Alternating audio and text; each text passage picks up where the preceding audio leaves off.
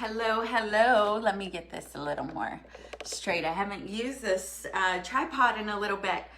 So I'm excited to talk with you about handling objections with grace and ease. I know a lot of you are in sales or you have companies where you need to make enrolling conversations, or maybe you're just trying to figure out how to get your partner, your friend, more people to take your advice or follow what it is that you're advising. I have a really funny story. First, I want to share this on my main page. If you are here, let me know that you can hear me, even if you're watching the replay, because sometimes the volume is just funky on this. I'm going to share it into my main page. Waiting to see if anyone's going to show up with me here. Share on your timeline. Post. Hi, Darian. Can you hear me okay? Can you hear all right? Because the volume lately has been a little funky with Facebook. I just got back from the gym. Darian, can you hear me? Will you put a little yes, I can hear you? If you're here, hey, that means you can hear me. Yay, how are you? So good to have you here with me. Okay, it's good. Fantastic. Thank you for answering. And where are you at work today, or what are you up to, Darian?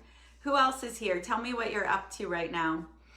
So, I have been doing and creating high-level strategic alliances for many, many years. Some of you know I worked on the movie The Secret, blah, blah, blah, blah, blah. And often I'm asked, how do you handle objections? Like when you've got a great offer and someone says, oh, I don't have the money, or, oh, I'm too busy, or I've got to ask someone, or, it's raining bananas back in Jamaica right now, and so I can't do this. Does it rain bananas anywhere? If you're here, say hello, and let me know if you can hear me okay and what you're up to right now. I have this crazy story. So, about to take my sister to lunch. Well, you have to hear this story, okay? So, I was at this wedding. Well, last night I was at a going away party for one of my dear friends. She's going back to Hawaii, Miss Jody. And I was gathered with some other women that I haven't seen. And when we were recalling the last time we saw each other, it was at Allison's wedding about a year and a half ago. You're celebrating a birthday, yay. And they said, the last time we saw you, there was this woman, and at the time I was teaching women about tapping into their sensual power to experience more vitality, energy, joy, pleasure, presence. Some of you may remember that if you've been following my journey. It's a game changer. It was a big deal for me. And so at this wedding, there was this group of people who all flew in from New York, definitely more conservative, and they were married, and somehow it got around what I do.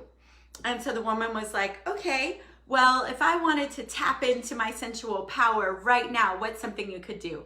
And I gave them some advice that I won't give here because we have a mixed audience, and I'm going to keep those secrets for the ladies.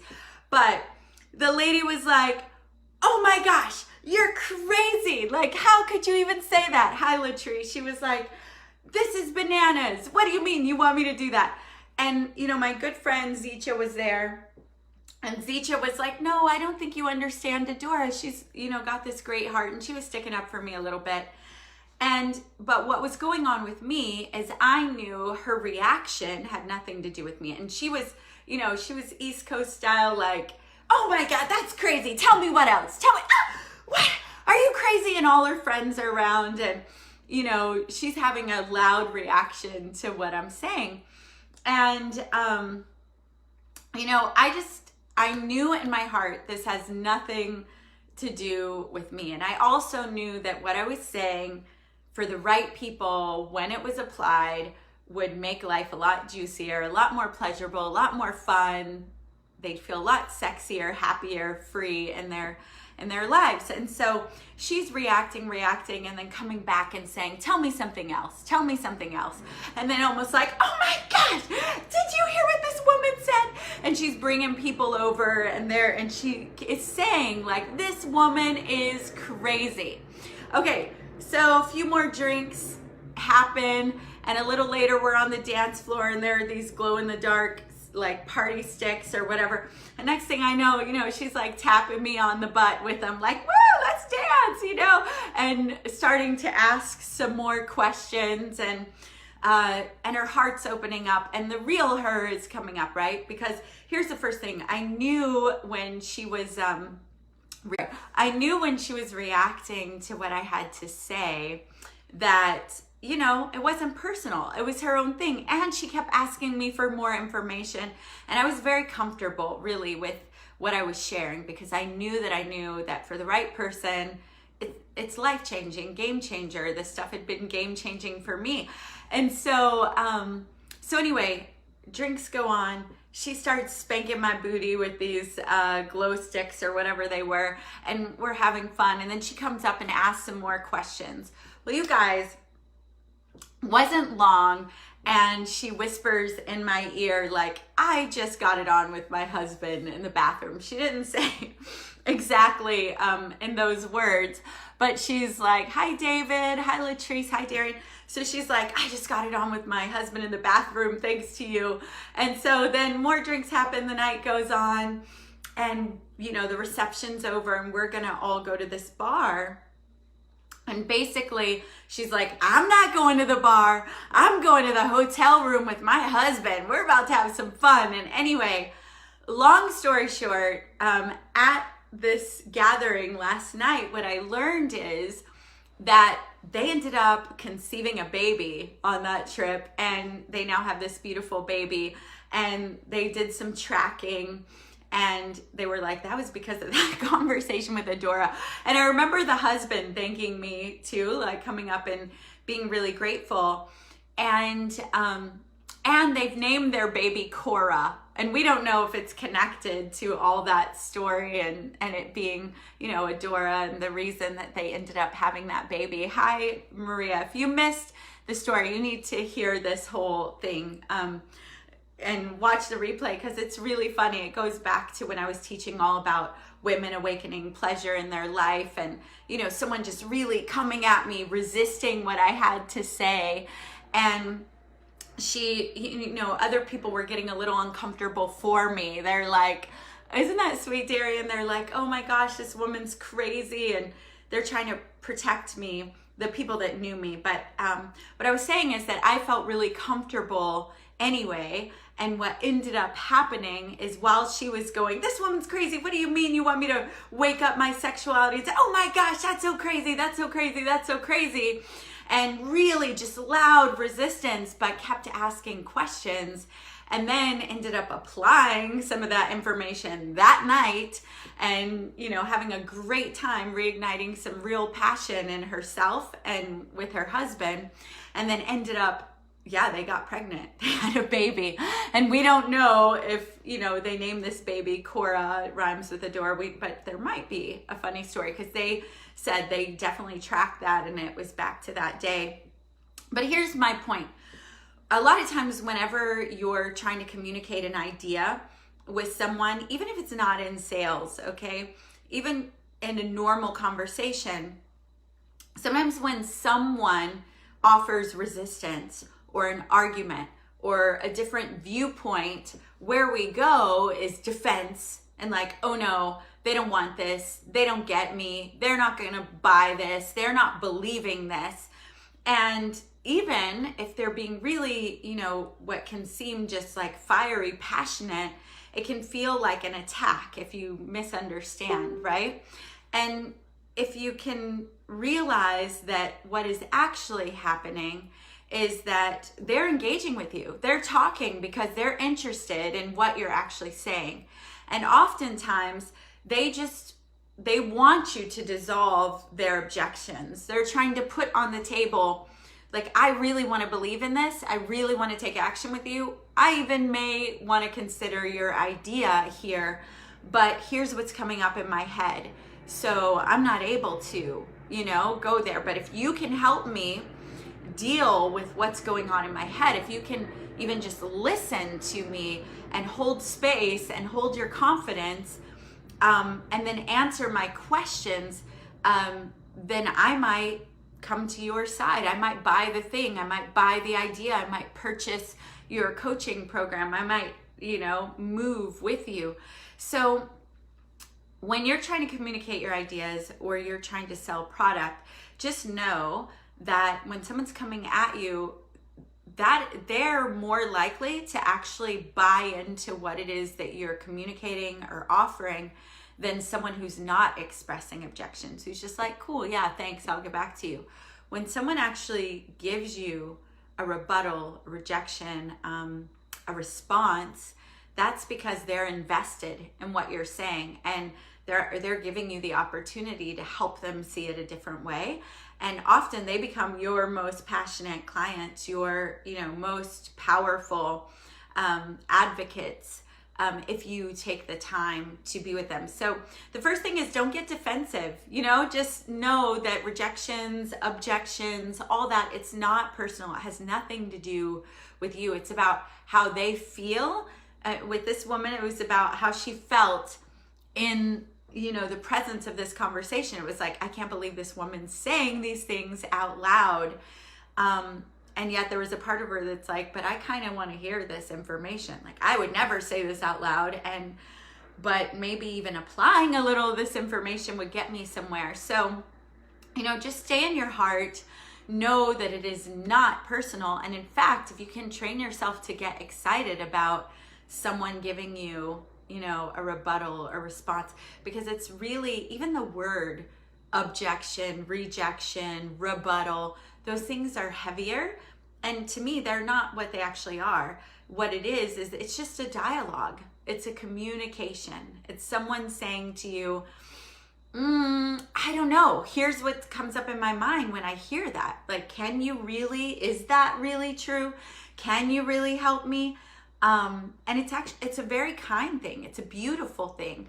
So you could even reframe how you're seeing this. Instead of, oh, they don't agree with me. Oh, they're so dumb. Or, oh, they're just so close-minded. All of those thoughts are defensive thoughts, and they just create more barriers. And even if you're a great salesperson or you think you're great at debate, if you're coming at them from, I'm going to win them over, this agenda of like, I'm going to show you my way, that puts more into the space. And now you've got a war or battle going on. When really, if you just go, wow, they've been kind enough to share what's going on in their head, how they're feeling, what's coming up, and then listen, and don't just spit something at them. Oh, you can't hear me now? Dang it. Okay, so I'll have to cut this off. Thank you for letting me know that, Darian. If you're someone's kind enough to share their opinion with you, and you can view it as a kindness, then you can actually move that conversation. If they're meant to buy your product, your idea, your service, or a seed's meant to be planted, it's more likely to happen, and the sale is more likely to happen because you're not in defense and you're not in war and attack. You're just in, wow, thank you for that. Oh, you can hear me, Shailene, thanks. So now, instead of being in war, defense, or strategy, or logic, you're in heart. Like, you're in heart. Just be with the person. For me, when she was flipping out over the stuff that I was saying, it was fun and it was funny, because I'm like, oh yeah, this stuff is really, it's triggering her. Like, she's, and it was a wedding. It was fun. And then to see later her coming up and, spanking my booty and wanting to dance and asking more questions and more questions. And then she came up later and is like, ooh, me and my husband just got it on in the bathroom. Thank you, Adore. And then her husband thanking me later. And then, and then later to find out, they went to the hotel room instead of the party. And now they have this life, this baby. I'm glad you can hear me again. They have this baby in their world. Like, think about it. Most people, when someone flips out like that, would just go, oh, that's not my market. Oh, she just doesn't get it. Okay, I'm not for you. But if you can just think of being a good human being, and I don't mean that in labels, right, wrong, just be a good human being. Like, okay, this person, it's not about you, so unplug from it being about you. It's not about you. It's about what's going on in them around the information that you're presenting. And if you can just be there with someone and not try to fix it, change it, just witness them and listen and reflect back, then oftentimes it's such a service, because whatever their own resistance and excuses are usually things that they don't want to be stopped by, but these are things that stop them in life everywhere, right? So even a moment, if they never buy anything from you, of witnessing, holding, not warring, not resisting, not defending, but just being there, not making it personal, reflecting back, staying in your heart, staying grounded in who you are. Don't let it throw you off. That's a disservice too. And then that alone can be a healing, activating process, which is why you'll hear me say sales for me. First of all, it's not even sales, it's communication, it's an invitation, and it is the opportunity to have a ceremony, like a spiritual process, a coaching session, because you're just being with someone and you're hearing, what do they want? What do they desire? Why do they want this? Why are they desiring this? And most people don't get that opportunity to express who they are, what they're struggling with. And when you reflect back to them and hold a beautiful space, oftentimes so much gets dissolved, and you create a space where they can get beyond their own excuses, or at least see their excuses, see what normally stops them, and make a choice. Am I going to surrender to this excuse, or am I going to go after what I really, really want? So, thank you for sharing this story with me. I thought it was so fun. It was so fun for me to remember that and to hear all that yesterday. If there's something sales related that you'd like me to cover, a lot of you don't know, but Pat Summerall, that was a $26,000 sale happening from a cubicle on white sheets of paper. It was not glamorous. For many people, for me it was glamorous because it was a game changer, but it was there that I learned how to create connection at a higher level, and to be a powerful invitation for ideal clients to make a choice, and to be a celebrity connector, celebrity matchmaker. And that skill set served me both in sales and network marketing. You know, I've gone to get my Lexus bonus, a diamond bonus in old companies. I'm not in a network marketing company now. To, you know, working on the movie The Secret, to it helps day to day. Anywhere that I am, I'm able to move into my heart and move people into my heart and into their heart. And it's wonderful because I get to light rooms up. I get to leave rooms lighter and happier than when I came in them. And that's a skill that you can learn and use anywhere. And if you're looking for abundance and to increase your finances, and you're in your own business, it's a skill you've got to learn in order to communicate your ideas, to hold space for people, to be a better coach, to be a better leader. If you're not in your own business and you're in sales, sales is one of the fastest ways without a college education. Some of them you need an education for, but to be able to bring income into your life. And if you get really good, you can couple up with projects and products that you love and are passionate about, and, you know, work part-time from your home and earn 5 to 10 to 20 grand, you know, a month, or just an extra $2,000 a month. And so it gives a lot of freedom. And when the economy's tough, there's always a place in, Dondi's asking for a quick call. Yes. Let me tell her yes in just a moment, but there will always be a place for you in the marketplace. So you're going to see, the main things I'm known for are manifesting, empowerment, and now we're going to start bringing out my sales expertise, because I'm doing it. I'm doing it inside of Ingrid Arna's program. She's been a friend and mentor, and now I coach the divas in there into closing high ticket sales. One of our ladies closed a $9,000 paid in full sale after doing work with her and then coaching coaching in the group with me. So it was one of those things I didn't even realize could be so beneficial and was a path of freedom for me. You know, someone who didn't have an education, it gave me a place to practice skills and to learn to leverage my time, to give value, to stay in my heart. I only ever sold things I was really passionate about and believed in. And so I want to support you, and I want to do that with some free content here too. So if there's something you'd like me to cover, please do leave a comment and I'll do another live on it.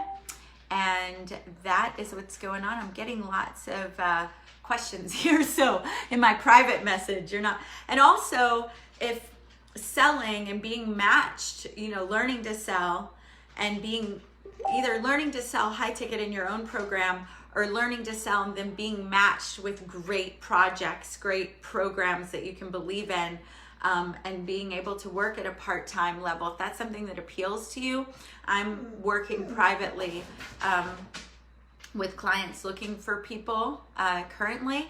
And so I'd love to have a chat with you about that. Feel free to book a private call with me. You can just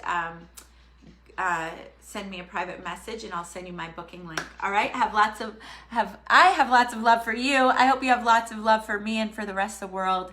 And I'll talk to you soon. Bye.